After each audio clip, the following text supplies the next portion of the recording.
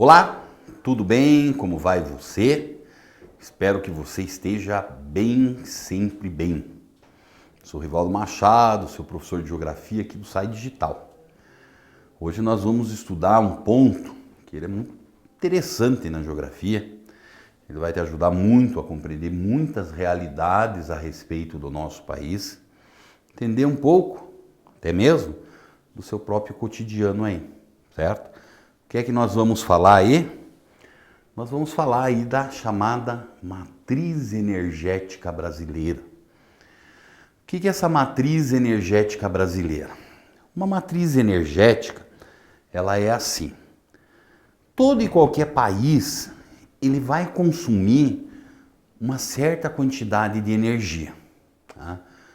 Mas é difícil nós encontrarmos, talvez impossível, um país que ele só consuma um tipo de energia. Né? Então, ele vai consumir um conjunto de fontes de energia as mais variadas possíveis. Certo? Então, muitas dessas fontes de energia ele mesmo produz. Muitas vezes eles podem importar energia de outros países, como acontece, por exemplo, aqui no Brasil, com o nosso petróleo. Então isso é uma diversidade muito grande. Então, a forma como se dá essa produção, a forma como se dá o consumo da energia no país, isso a gente vai chamar de matriz energética de um país, certo? Uma coisa que nós devemos ter muito claro na nossa cabeça é mais ou menos o seguinte, que a matriz energética de um país, ela é muito interessante nós compreendermos ela por conta de que ela nos ajuda nessa realidade de entendermos aí, será que é viável essa matriz energética? Será que essa matriz energética que é utilizada, por exemplo, num país como é o nosso caso que nós vamos analisar aqui, ela é uma matriz energética que acaba apresentando o quê? Um posicionamento para o futuro que pode dar um retorno muito grande para o Brasil, ou a gente está criando cada vez mais, se aprofundando numa matriz energética, que num futuro muito próximo vai ser uma matriz energética o quê? Que não vai ter uma certa sustentabilidade para o nosso país. Me desculpe. Ela vai ser uma matriz energética, digamos assim, né? Que a gente não pode confiar ela no nosso futuro.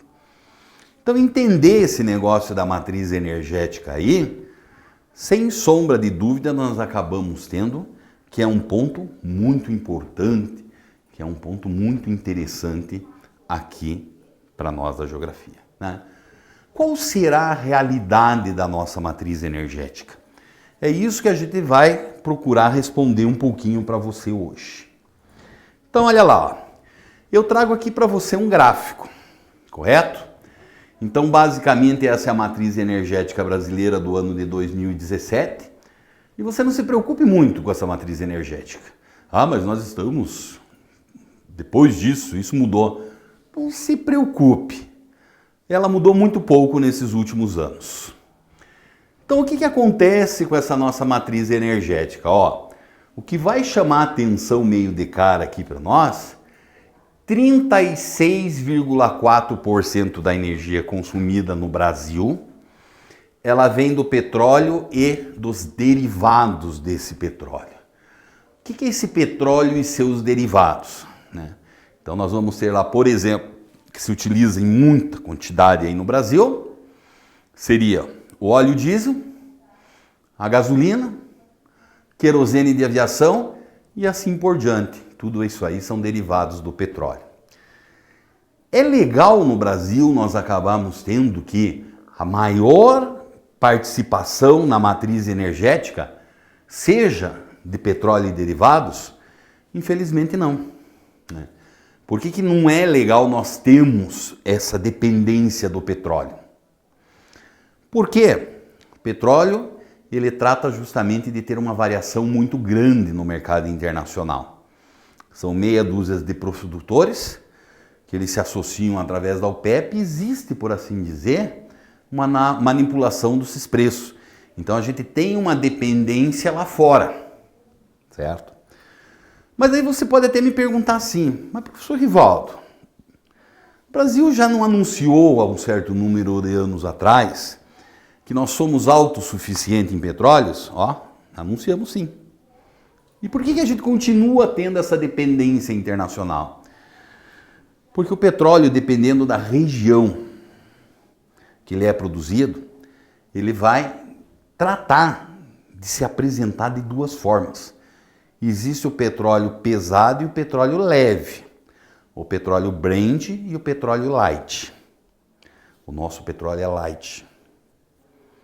Durante nossa vida inteira como consumidor de petróleo, nós compramos petróleo principalmente da Arábia Saudita, do Oriente Médio de forma geral.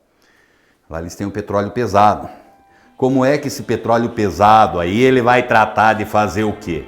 Ele vai tratar justamente de nos ajudar a entender essa realidade. Tá? Então o que nós acabamos tendo é que esse petróleo ele é assim.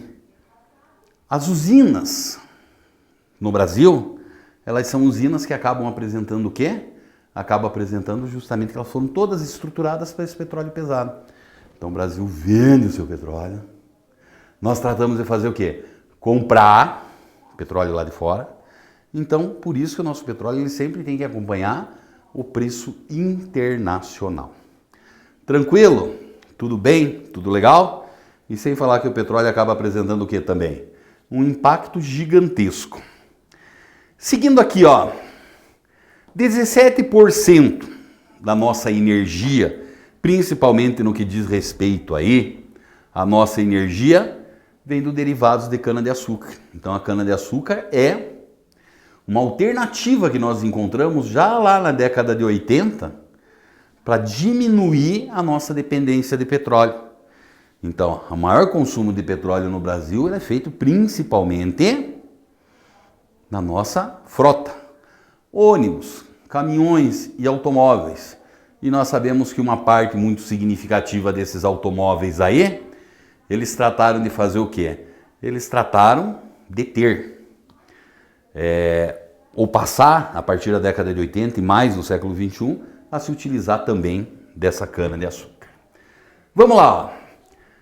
13% gás natural. Então esse gás natural nós também utilizamos e utilizamos em grande quantidade. Gás natural que também é um hidrocarboneto e ele acaba fazendo o quê? Ele acaba tendo um peso significativo nos impactos ambientais. Bom, seguindo, nós temos ainda 12% de fonte hidráulica, é a eletricidade que é produzida a partir das usinas hidrelétricas. Tá? Então nós encontramos aí também que é uma quantidade muito grande e significativa. Não vamos analisar essas outras fontes que elas são utilizadas em quantidade menor, mas o que eu quero chamar a sua atenção é o seguinte, que hoje os chamados hidrocarbonetos, que é principalmente nós encontramos aí o petróleo e gás natural e o carvão mineral, eles fazem parte de uma quantidade significativa da produção de energia no Brasil. Apesar que se nós formos comparar com outros países, principalmente os desenvolvidos, essa participação ainda ela é uma participação pequena. Então, de forma geral, nós podemos dizer que quando nós tratamos das questões da fonte de energia, o Brasil, se comparado com muitos países, apresenta características que são características muito positivas. Tudo bem? Tudo legal? Bom saber isso? Né? Tá bom. Grande abraço para você.